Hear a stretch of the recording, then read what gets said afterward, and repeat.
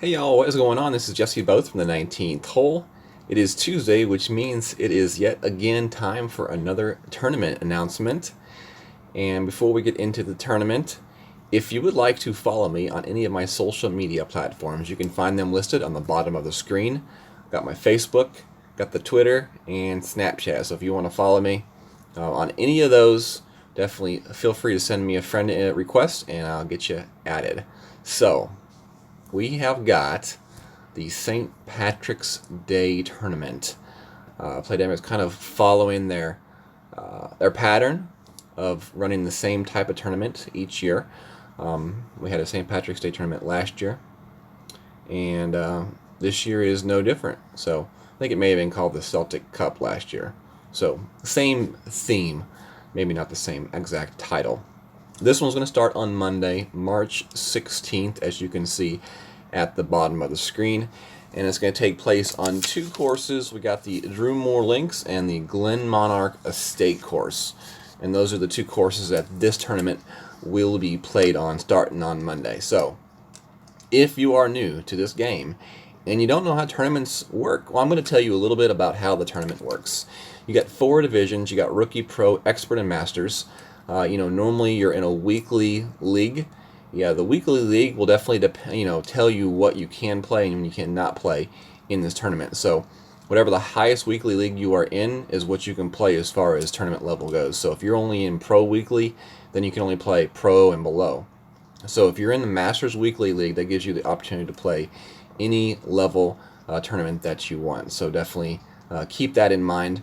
Also keep in mind that if you're in Expert Weekly League and you decide to play a rookie tournament, you're still going to be playing against other members in the weekly league of your same exact level. So if you're in Expert 3, 2, or 1, and you decide you want to play rookie for whatever reason, then you're still going to be playing against other people that are in Expert 3, 2, or 1. So just because you play rookie doesn't mean you get to play other low-level rookies, even though you're Expert 1, 2, or 3. That's just not how it works. Another cool thing about these tournaments is you do win chests while you are playing in the tournament. So if you win a match in the qualifying, opening, or weekend round, you get a chest. And the chests definitely scale up depending on what level of play you are in. So if you're playing in the rookie level, you get a Tour 3 chest. If you play in the Pro, Tour 6, Expert, Tour 9. And then if you play in the Masters level tournament, you get Tour 12 chests, which are pretty cool. So definitely a little bit of extra right there.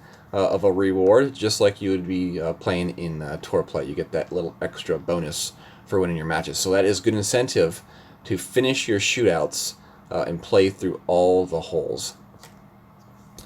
Alright, so the way this tournament works is you have qualification, which starts on Monday. You have 3 days to qualify, Monday, Tuesday, and Wednesday. Qualification consists of a 9-hole tournament. If you finish in the top 50% of your bracket, then you move on. So let's just say you qualify on Monday and you are able to finish in the top 50%. Well, then you have Tuesday and Wednesday off, and then you would start your opening round on Thursday. So you have the choice. You can either just try to qualify right away. Some people like to maybe practice a round and then try to qualify either day 2 or day 3. And some really brave people practice 2 days and then qualify on day 3. So it's just something you have to decide what you want to do.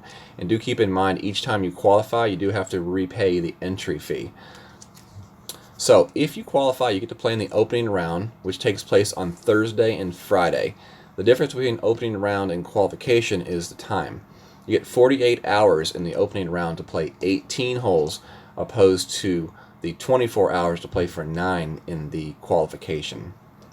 If you're able to qualify again in the top 50% of your bracket in opening round, then you get to move on to the weekend round, and that's the same as the opening round. You get 48 hours, Saturday and Sunday, to play 18 holes. Now, depending on how well you do there, that will depend on what type of prize you receive.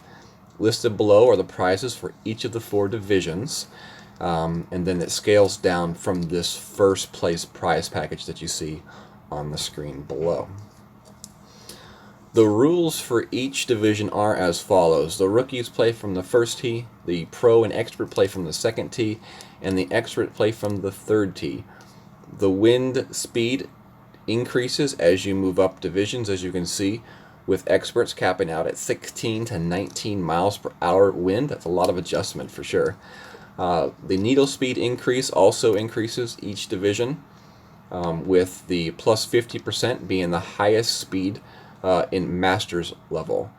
There is this thing called the hidden spin, which only affects you if you play in the Expert or the Masters, and for that you just don't get to see your opponent's spin adjustments when they are setting up your shot, so nothing really too important there.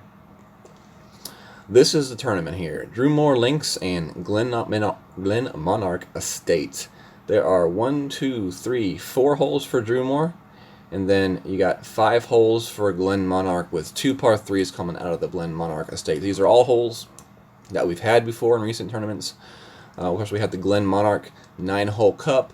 Drumore Links, we had the Celtic Cup, or the Celtic, was it Celtic Cup? Or I don't remember what it was. It was Celtic something. And so these are holes that we have had recently, and should definitely be still fresh on your mind unless you are new playing to the game. So we're going to go over the holes. We'll talk a little bit about the elevations, and then any kind of little tips that I may have for you to be practicing.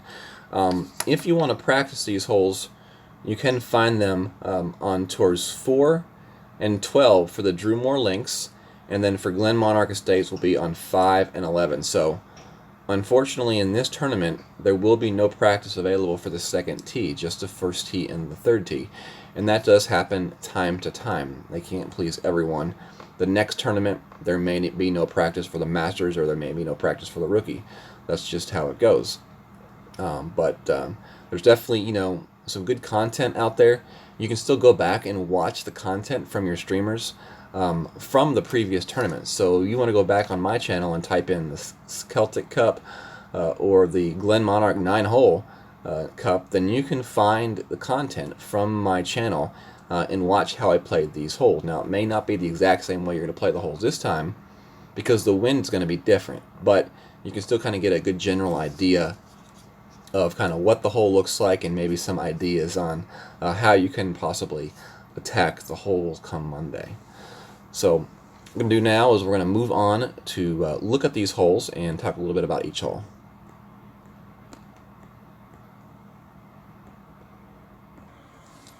Alright, so we're going to start here with hole number 1, par 3. And what I'm going to do is we're going to talk a little bit about the holes. I'm going to do the best job that I can as far as talking about the elevations from what I remember from previous times, and then maybe a little bit about some of the clubs that I recall us using on these holes. Now, for this hole right here, from what I recall, it was a tee shot that changed from the first tee to the second tee. I think it was for the first tee, it was plus 15%, and you're using long iron. It's like a backbone or a Goliath. From the second tee, 15 turned into 20% because a little bit farther up that ridge. So for the first tee, the main shots are getting played right into this general location from what I remember. The second tee is quite the same. There's possibly a chance to bounce the shot over this way as well to the hole, but for the most part, most people are landing on the right side of that fairway, going towards the hole. Now, as far as the clubs go for the second tee, it definitely depends on the wind. It's either going to be a sniper or a Goliath, and that also will depend on where you decide to play the ball. So for the first tee, it's definitely long iron no matter what. For the second tee, it's either a sniper or a Goliath for that shot. Alright, hole number 2, and this is a par 4. See, plus 10% off the tee box for this hole, and you can either play it to the left hand side or to the right hand side. Now, if you're playing it to the left hand side, you'll be bouncing over the rough here, trying to get the ball to roll out as far up that fairway as possible. I think somewhere into like that general area is kind of like the best case scenario. Now, you can play with a good kind of a left to right wind To the right-hand side, I think the right-hand side, in my opinion, is probably one of the better ways to play this hole.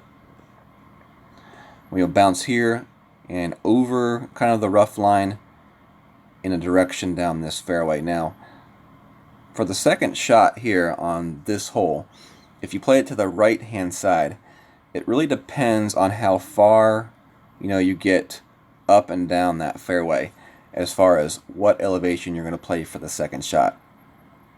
The farther down the fairway you get, the more level you are with the tee. With the pin. The farther up the fairway you are, the farther down the pin is. So I would say anywhere from like 0-ish% if you're all the way far down in that fairway, to +10, +20% if you're farther up in the fairway. Now, if you're playing the shot from the left-hand side, the left-hand side shot is +10%. So left-hand side +10, right-hand side anywhere from 0 to 20%. Oopsie. And that's how I would play the shot. Can't get it right. 0 to 20%. Somewhere in there. So it just really depends on how far down that fairway you can get. And I think it's a little rough bump right here is how he played this shot. It was a little bit of a rough bump right there. To me, playing it to the right-hand side was the way I played it last time. But, I say that, but if you can get to that left-hand side down in that fairway, it's hard to really pass up, min to mid-range thorn chips at 0% elevation. So that's definitely something else that I would consider. I said 10% here. It should be 0%. My bad. 0% here from the left-hand side. Alright, let's see here. Next hole is par 5. Hole 3, par 5. This one right here is just not, I don't know, it's not really that fun of a hole, especially in the lower levels, I would say. The drive is +10%. And for the rookies, you're really, the only real option you have is to play the shot up the left-hand side, trying to get the ball as far up that fairway as possible. You can play it with the quarterback, with a little bit of overpower or an extra mile. But the goal is to get as far up that fairway without going into that rough line. From what I remember, it is possible to roll through the fairway into the rough, so definitely be careful when you're judging your topspin. I think it was for that reason that I liked the quarterback for the drive on this hole, just because I didn't feel like there was as much of a risk for me to roll through as there was with the extra mile. For the second shot, it's an uphill shot, so -10% sounds about right. And for the rookies, you're playing with a really long wood, so we're thinking like the big dog. You're bouncing off that pad and just trying to send it in the general direction of the hole. This is, especially in the rookie, a hole that you most likely will not get an albatross on. You could get a lucky bounce and get one, but this is more of a hole where you're trying to set yourself up to not screw up and miss out on the eagle. Now, if you're playing in the pro or the expert divisions, that same shot is there for those divisions as well. But you can also play some sort of a curl shot, where you're trying to bounce your shot, maybe this way up the fairway, or like in expert, if you have a strong enough tailwind, you can go for a shot where you bounce off this fairway and over. This right here is uphill. This right here area is like a severe uphill kind of climb. So you got to get a lot of topspin and a good bounce to roll down this fairway. If you can get there, then you set yourself up for either a wood or a long iron to the hole for that second shot, or that third shot right there. That will also still be an uphill shot, so that will be like -5 to -10% for that third shot right there, or that second shot right there. From the right hand side, I would definitely still say -10%. If you can get your ball up here, then you have more of a clean, kind of like a sniper look towards the hole. So that would definitely be an option as well. There also was like a complete power curl shot where you were lining your shot up somewhere down in here, and it was just like a full onward bomb where you landed there and you went straight up that fairway, and we were able to get way up there, and that left us a nice looking long iron shot to the hole. I can't remember if I think it was a Goliath we used. If you were able to make that shot work and really get up that fairway, but that was definitely another option as well, and that would be one of those shots where you got to play the wind adjustment and then play the extra ring adjustment for your driver for the power curl shot. Definitely an interesting hole. Not as so much for the rookies, but for the pro expert, if we get the right type of wind to have a little bit of fun. And we'll just have to wait and see. Is Playdemic going to let us have a little bit of fun? Alright, so for this hole here, this is hole number 4. And a par 3. It's a hole that we used to get quite a bit, but I haven't seen it as much lately. From the first tee, plus 10. From the second tee, plus 20. We're playing the shot from the first tee, either to bounce here, or with the Viper, you can play a little bit of a rough bump right there. To me, from the first tee, the rough bump with the Viper or the Sniper is definitely 100% the way to go.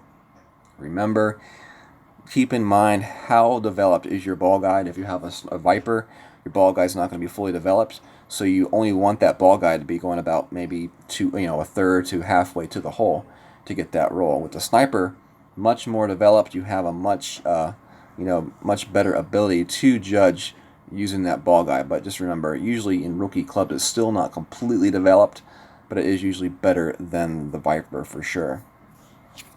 So for this shot in the Pro and Expert, it's plus 20%.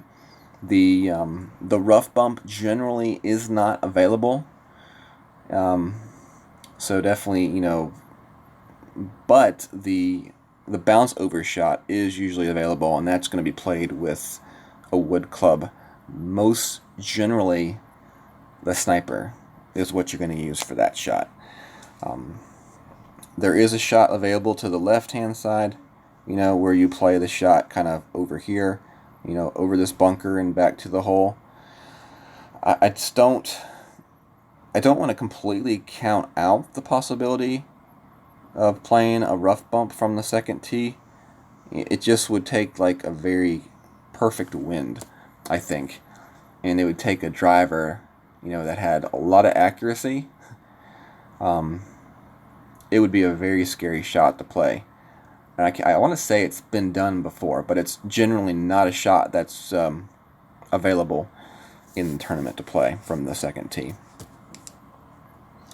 Alright, let's see. Next hole we have is hole number 5. And this hole right here, we'll play plus 10% off the tee box. We got hole 5. This is a par 4. And you can either play the shot up the left-hand side, or you're bouncing it up into this zone right here.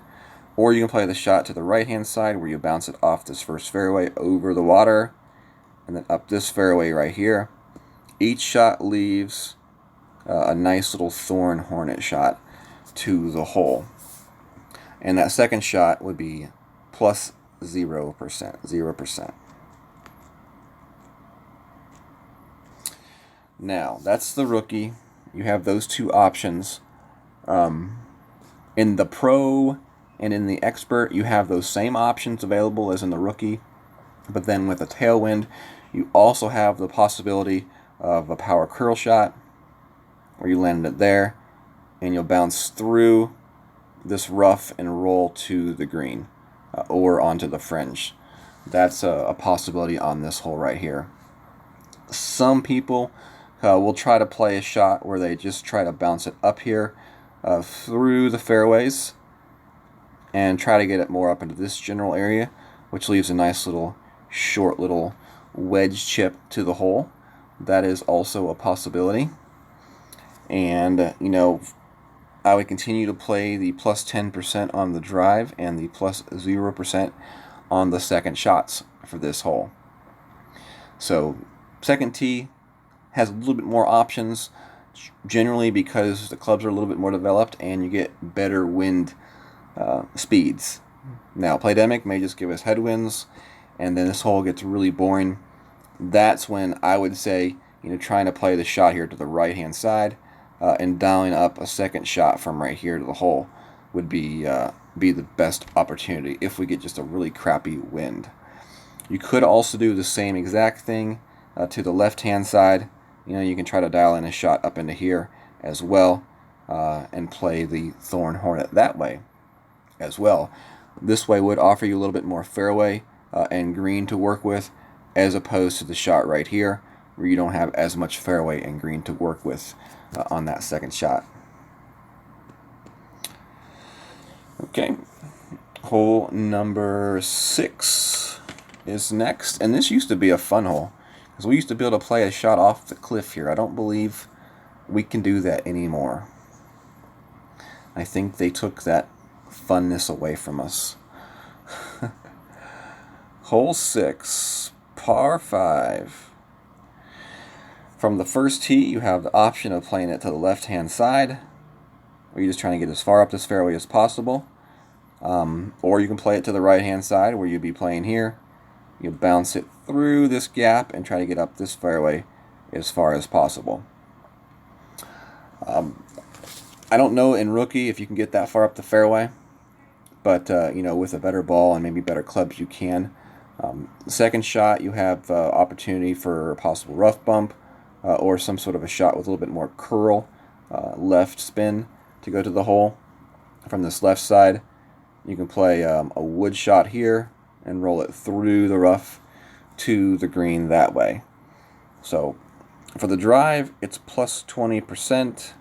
For the second shot, generally is an uphill shot, so I would say somewhere in the neighborhood of minus 10% for that second shot. Okay, and we're not even going to talk about the cliff shot because we can't do the cliff shot. All right, hole number 7. Hole 7 here. We've had this hole quite a few times. Let's see, plus 10% on the drive. And, for the rookie and the pro expert, it's all pretty much the same here. You're trying to bounce your shot here, get up this fairway as far as possible. It's going to be the same way to play this shot for each division. I've really never seen this fairway area used, and I would suppose, if we get a good enough tailwind, you could try to play, some sort of shot where you bounce it off here and try to get through this rough up to this fairway. I don't recall ever seeing it done, but I would assume, it would be a possibility if we got a good enough wind. There is also the possibility of playing a power curl shot where you land it somewhere up in here and you try to bounce it up here through as well. But it's a tough hole. This bunker right here, this is uphill right here, so it just makes that that shot very tough. And a lot of times it's just much better just to lay your shot up here and then have a little bit of a simple short iron chip to the hole. So what did I say on that one? Plus 10 for the drive, and then minus 10% for the second shot. All right, hole number 8. This one's always a fan favorite because you know what? On this hole, there's a nice looking funnel right here. You play the rough bump, you roll it up the side, and then down back to the hole. This is always a hole that we pray to get for the golden shot, and we normally get it for the golden shot. So hopefully, we get this one again for the golden shot. It's a rough bump, so in the rookie, you can play it with the Viper or a Sniper, depending on the wind. If you get too much of a tailwind, then that complicates it a little bit more, and then you'd have to play your long iron shot from back here, in which case, you still have a really good shot. Oh, crap. At the... what did I just do? You have a really good shot still at the hole. All right. There we go.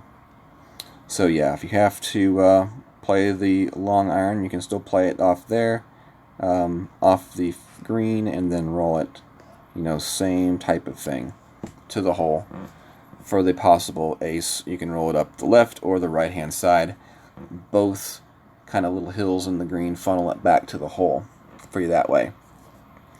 The plus 10% was the distance, the elevation for the drive, and it just depends on the wind that you get. If you get a tailwind, then you're most likely looking at more of a Goliath or a backbone in the rookie. If you get a side or headwind, then you're in business with the wood. In the pro and expert, you're generally in business with the wood no matter what for the rough bump. Alright, last and final hole. Hole number 9. Why did they pick this hole to end the tournament on? This is such... I'm not going to say boring hole, but it's not a fun hole. The drive, plus 10%. In the rookie, you generally can bounce your shot over this bunker and get it up here to the second fairway. From there, you can play a shot with your big dog, where you curl it here towards the green. If you aren't able to bounce your shot over that fairway, then you want to land your shot and lay it up here early, and you're going to play a bounce over shot with your wood club, where you bounce from there over onto this fairway, and then from there your third shot is going to the green. More than likely you're going to get a wind where with some sort of club and ball combination you will be able to go over that bunker to that next fairway and then have a shot towards the green, maybe not on the green, but at least towards the green, in which case then you'll have a short iron or a wedge chip to the hole. Now for the second shot, the elevation on that is going to be one that you have to judge. I would say somewhere around 0 to plus 10% is going to be your elevation, and that's something that you're going to have to judge as far as where you are sitting on that fairway. Okay. For the pro and the expert, hopefully we can play our shot up to this fairway. More than likely they're going to give us a really weird wind. We're going to have to use a special ball, and we're going to have to overpower our shot just to have a chance to get it over this rough and the bunker. And this may be a hole where having a certain level club with certain level topspin will be the breaking point. You may not have the club, you may have the club. So if you don't have the club, then definitely don't risk getting caught in the bunker or this rough here. Play it safe, and then try to play the layup shot. And just don't ever take yourself out of the eagle on this hole. If you can push it and give yourself a chance for the albatross, good. But don't ever play it where you take yourself out of the eagle. The eagle is a must here. So don't miss out on the eagle. That would not be a good way to end your 9 holes. All right, y'all. Thank you very much for joining me here for this information video for the upcoming St. Patrick's Day tournament. Y'all have a great day, and God bless.